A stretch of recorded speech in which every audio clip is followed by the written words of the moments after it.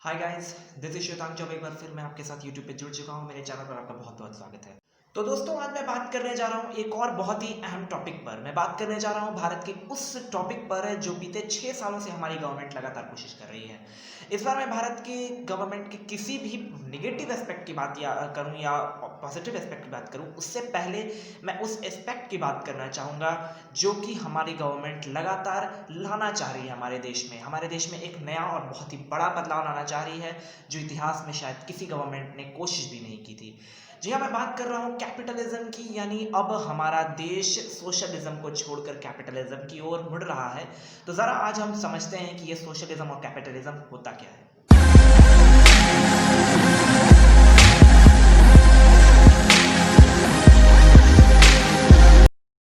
किसी देश को संचालित करने के लिए सबसे पहले जो 2 कदम आते हैं वो ये रहते हैं कि आप अपने देश की अर्थव्यवस्था को कितना बेहतर रख सकते हैं और अपने देश के लोगों को यानी समाज को आप कितना बेहतर सुविधा दे सकते हैं। ये दोनों चीज़ें एक ही चीज़ पर डिपेंड करती हैं, काफ़ी हद तक डिपेंड करती हैं, पूरी तरह से नहीं लेकिन काफ़ी ज़्यादा डिपेंड करती हैं। वो है कैपिटल इन्वेस्टमेंट पर, या बात करें हम पूंजी पर। देश में कैपिटलिज्म अगर आता है तो यानी हम उसे पूंजीवाद का आना कहते हैं, और सोशलिज्म का मतलब समाजवाद का आना कहते हैं। अब आप नाम से समझ रहे होंगे कि पूंजीवाद में पूंजी का ज़्यादा महत्व रहता है और सोशलिज्म यानी कि समाजवाद में समाज पर ज़्यादा फोकस किया जाता है गवर्नमेंट द्वारा।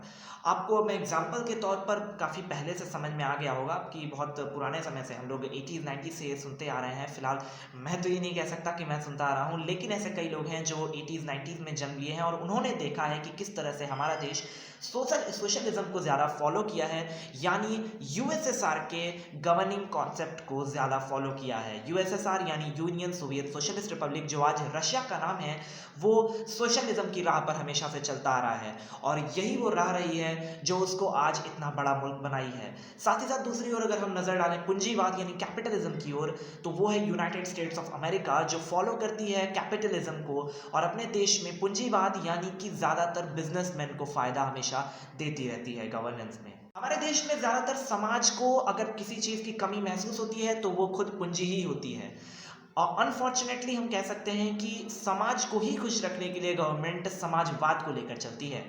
ज़रूरी ये है कि कैपिटलिज्म आ जाए या ज़रूरी ये है कि सोशलिज्म आ जाए, ये बातें बाद में कर सकते हैं हम लोग, लेकिन फ़िलहाल हम इस चीज़ पर फोकस कर लें कि ये दोनों में डिफरेंसेस कहाँ आते हैं, इनके बेनिफिट्स या इनके लॉस कहाँ पे आते हैं, क्या होते हैं। हम जानते हैं कि सोशलिज्म एक ऐसा कॉन्सेप्ट है जिसके तहत कि गरीबी पर ज़्यादा फोकस किया जाता है और देश की उन चीज़ों पर, उन बहुमूल्य चीज़ों पर गौर किया जाता है जो कि देश को सबसे ज़्यादा निचले स्तर पर ला रहे हैं। अब चाहे वो हम ह्यूमन डेवलपमेंट इंडेक्स रेट की बात कर लें यानी HDI रेट की बात कर लें या किसी और चीज़ की बात कर लें, इनमें इकोनॉमी भी अपना एक बहुत बड़ा रोल निभाता है। लेकिन इकोनॉमी को देखना गवर्नमेंट के लिए इसलिए ज़रूरी रहता है क्योंकि उस देश की आबादी इकोनॉमी से मार झेल रही होती है। और वहीं अगर हम कैपिटलिज्म की ओर आते हैं तो हमें पता चलता है कि यहाँ ज़्यादातर इकोनॉमी पर ही यानी फाइनेंस पर ज़्यादा फोकस किया जाता है। देश के जो बड़े बिजनेसमैन हैं या बड़े पूंजी वाले लोग हैं उन पर ज़्यादा फोकस किया जाता है। उन लोगों को बेहतर से और बेहतर बनाने की कोशिश की जाती है। अपने देश के मार्केट्स को ज़्यादा ठोस बनाया जाता है। किसी भी देश में अगर अपनी गरीबी पर ज़्यादा फोकस दिया जाता है गवर्नमेंट द्वारा, तो हम वहाँ पर सोशलिज्म देखते हैं, और अपने बिजनेस पर ज़्यादा फोकस करने वाले यानी इंपोर्ट एक्सपोर्ट पर ज़्यादा फोकस करने वाले देशों पर हम देखते हैं तो उनको हम लोग कहते हैं कि वो कैपिटलिज्म कॉन्सेप्ट को ज़्यादा फॉलो करते हैं।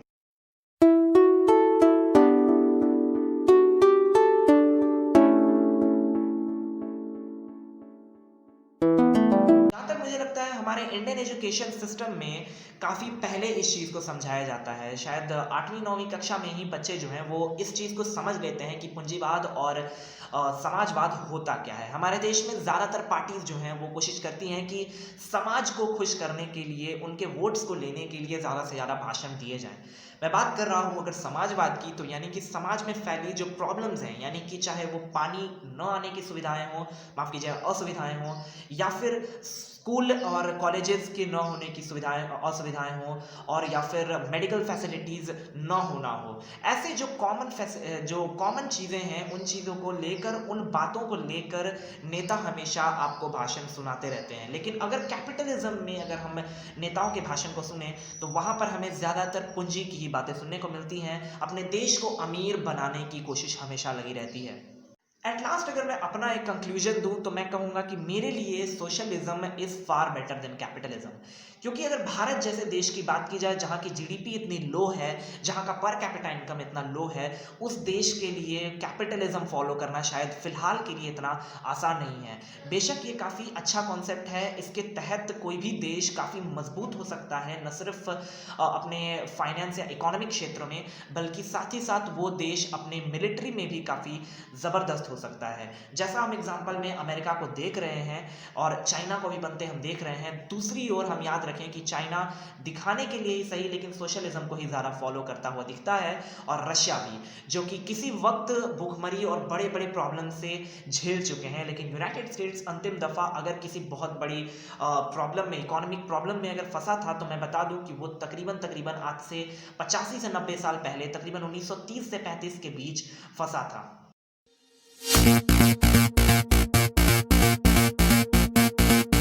इन बातों को अगर आप समझ गए हो, तो आपको पता चल गया होगा कि मैं क्या कहना चाहता हूं। मुझे सोशलिज्म इसलिए पसंद है क्योंकि मैंने जैसा पहले बताया कि भारत बहुत ज़्यादा मजबूत या बहुत ज़्यादा अमीर देश नहीं है। ऐसे में उसको कैपिटलिज्म फॉलो करने की वजह से उसके देश के ज़्यादातर गरीबों को अधिक पैसे में मिलने वाले, अधिक रुपए में मिलने वाले सामानों को खरीदने में ज़्यादा प्रॉब्लम्स आएगी। ऐसे में इस देश की प्रॉब्लम्स और भी बढ़ सकती हैं। यही कारण है कि सोशलिज्म को ज़्यादा फॉलो करना ही हमारे देश के लिए फ़िलहाल के लिए ज़्यादा फायदेमंद होगा, और इकोनॉमी को बेहतर करके उसके बाद कैपिटलिज्म को फॉलो करना ही बेस्ट सॉल्यूशन होगा हमारी गवर्नमेंट के लिए। मेरी बातों को ज़्यादा सीरियसली नहीं ले तो फ़ायदा है, क्योंकि ये मैंने सिर्फ अपने बातों को, अपने कंक्लूजन्स को सामने रखा है। मैं ये तो नहीं कह रहा हूँ कि मैं गवर्नमेंट को सुझाव देने वाला हो गया हूँ, लेकिन हाँ, इतना कह सकता हूँ कि एक भारत का नागरिक होने के नाते मैं भी अपना एक सुझाव सामने रख सकता हूँ, और चाहे वो गवर्नमेंट के सामने रखूँ या खुद अपने यूट्यूब के व्यूअर्स के सामने रखूँ। खैर, एक डेमोक्रेटिक देश में होने के नाते हम सभी के पास अपने बातों को, अपने एक्सप्रेशंस को जाहिर करने का पूरा खुला छूट है। आप कह सकते हैं कि ये हमारे पास राइट है। ऐसे में आप भी अपने कमेंट्स, अपनी बातें जो हैं कमेंट बॉक्स में ज़रूर लिखिए, ज़रूर बताइए कि आपको सोशलिज्म, कैपिटलिज्म में कौन ज़्यादा बेहतर लगता है और क्यों बेहतर लगता है। इन बातों को साझा कीजिए, और जितना हो सके मेरे भी वीडियोज़ को साझा कीजिए, यानी शेयर कीजिए, क्योंकि मैं लगातार इन्फॉर्मेटिव वीडियोज़ बनाता रहता हूँ, और अपने समाज को जितना हो सके उतना नया और अहम बातों तक पहुंचाता हूं, उन बातों से रूबरू कराता हूं। उम्मीद करता हूं कि मेरे ये वीडियोस आपको पसंद आते हों, और ये फिलहाल जो मैंने वीडियो बनाया है ये भी आपको पसंद आए। मेरे चैनल को सब्सक्राइब कीजिए और उसे भी शेयर कीजिए। धन्यवाद।